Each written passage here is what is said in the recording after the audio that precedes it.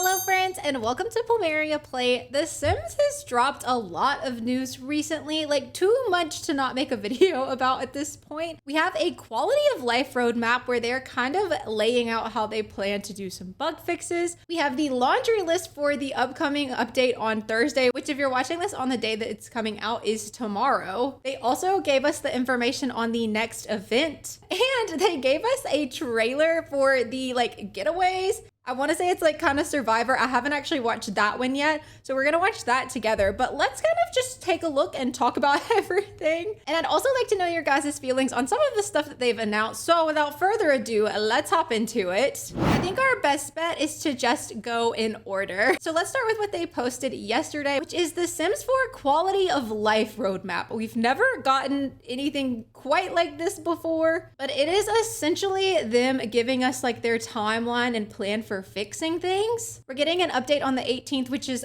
Thursday, and it's going to be a base game update. We do have the laundry list for that, so we're going to look at that next on what's coming in that update. Unfortunately, they are a little behind for console players, so it won't be coming out until the 23rd if you play on console. But I wanted to talk about this article specifically because they stated that they're investigating and resolving issues based off of the bug report section. So I'm gonna link all of this down below, but especially this bug report section. They're taking this bug report section to decide on what to fix. So please, please, please, go report your bugs, go upvote the bugs that you're also experiencing so they know what to fix. Okay, so then in October, we're getting Adventure Awaits. It doesn't seem like there's any planned bug fixes there, but they're like ready for unforeseen issues in a timely manner. And they claimed that they are playtesting with the Sims team and a paid group of experienced Sims players from the community. Hopefully that's true. The thing with the playtesting is though, like if you playtest with just base game and the new pack, it might work perfectly. But it's like when you add in other packs that usually the issues start to show up. So I hope that they're playtesting with multiple packs installed. And then on November 4th, this will be a big day. They say not only will we see fixes based off of our feedback, but the update will include free content for players. So I'm pretty excited for that. But essentially they're saying that they hear us and they're gonna fix it. However, I got my information on Twitter and the first comment is this. Y'all said this last year as well and then stopped for some reason. And I kind of felt that like last year they kind of gave us the same thing saying like, hey, we know there's been issues. We're going to work on it. We're going to hire a team for it. And while they did fix a lot of stuff during this time, I don't understand why they ever stopped this. So I'm excited because I do think it's nice to see them putting effort into their game. But at the same time, it's like, I feel like we do this every year, you know? And I love The Sims so much. So I just want to see the game run well. I want to see the community have a good experience. But a lot of us pay a lot of money for this game. So it's like, it does in fact need to work. You know what I mean?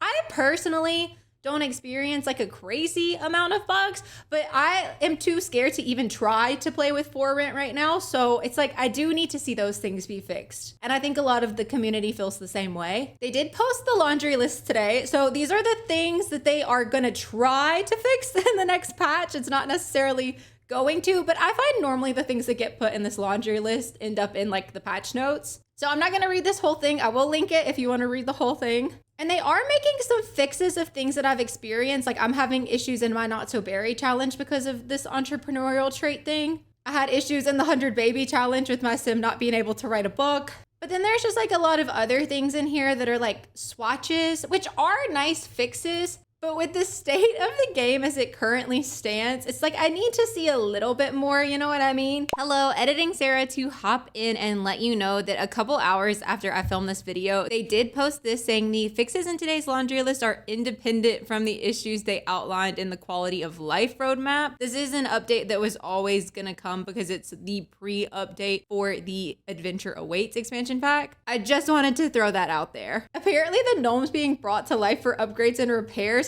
kept adding the composting container to the toilets, which would lead to toilets catching fire. I think that's actually such a funny bug. I know a lot of people wouldn't want that, but I think that kind of chaos is fun.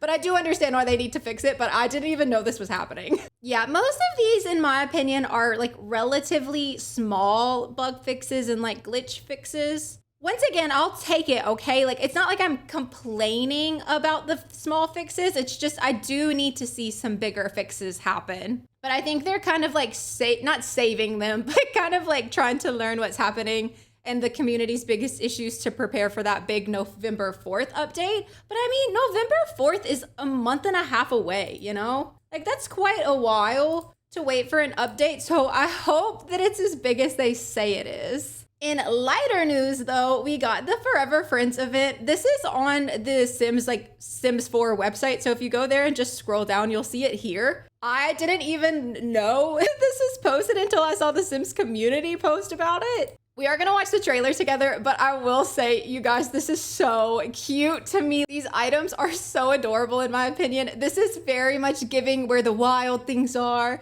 This little thing reminds me of my neighbor Totoro. This little whiteboard is so cute. It looks like we're gonna get a new kids trait potentially. The onesies are adorable. And I really love the magnet collection, but I really hope that they let us put those on fridges. But I'm wondering if they're only gonna work on this thing or something. I'm not sure, but the collection is really cute. But let's watch the little trailer. It just kind of shows some of those items in use. Like you can see the little wall thing back here and everything. It looks like we're gonna get a new recipe, new little pillows. I think a new picture frame as well. But here's the trailer. Let's take a look at it together.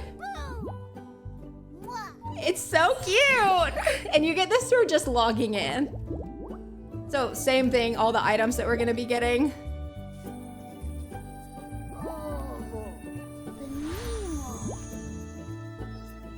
Cute. The little onesie's so precious.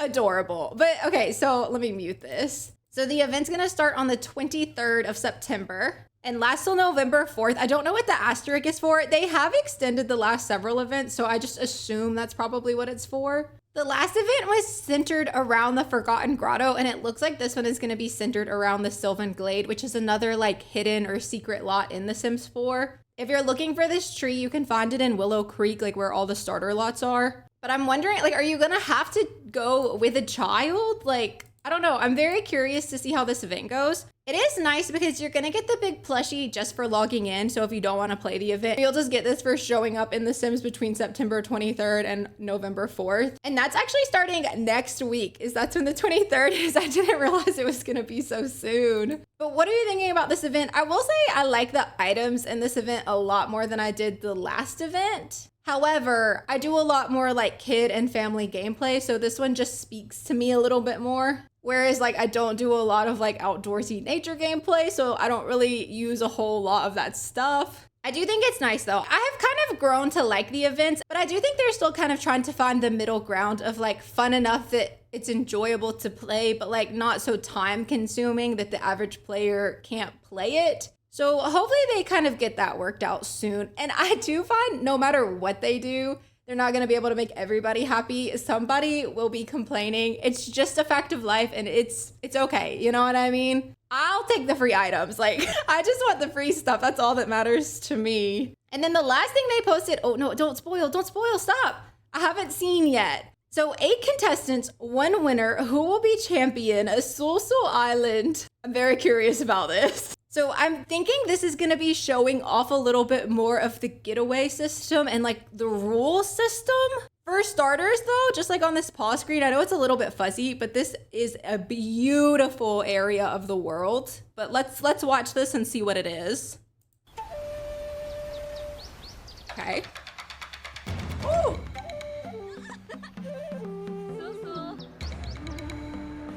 Okay.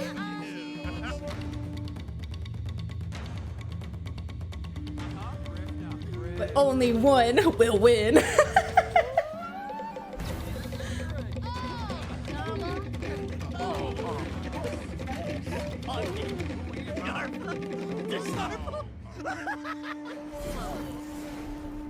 No, they didn't give us anything. Not a real show, but real fun. No, that's actually really funny. Oh my goodness. How do you feel about Simmet and C? Be honest. Okay, but can we talk about this for just a second? This is my first time seeing the swirly slide. Maybe I missed that, but that was like one of the first things I noticed when we like logged in. I do think this was a cute trailer. I thought that they would give us more information, and they really didn't. I mean, you can kind of get an is that a slide? Oh, maybe that's like a part of the playground build out, but I never saw it stand alone before. Okay, interesting. Okay, I do love the concept. I love like the survivor base. I do think all of this is quite fun, but they really still haven't told us how it's gonna work yet. I will say, can we just like appreciate all the hairs in this pack? Look at all these different hairs and they all look so good. I don't think I'm gonna be super in love with most of the cast, but I am very impressed by the different hairstyles we have. I really like his. I love this braid. I obviously really like this one and this one. These are probably my two favorites. Oh, that or this little double braid.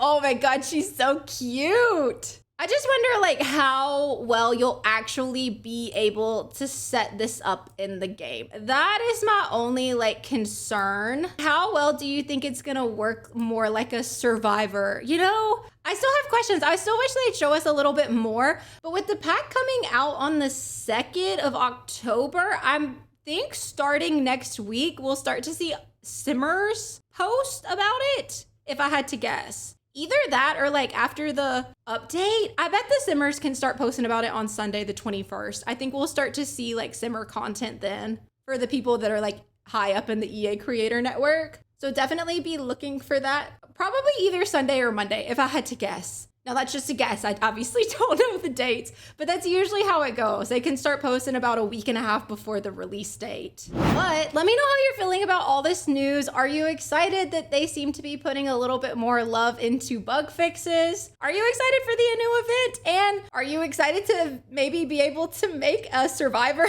in your Sims game?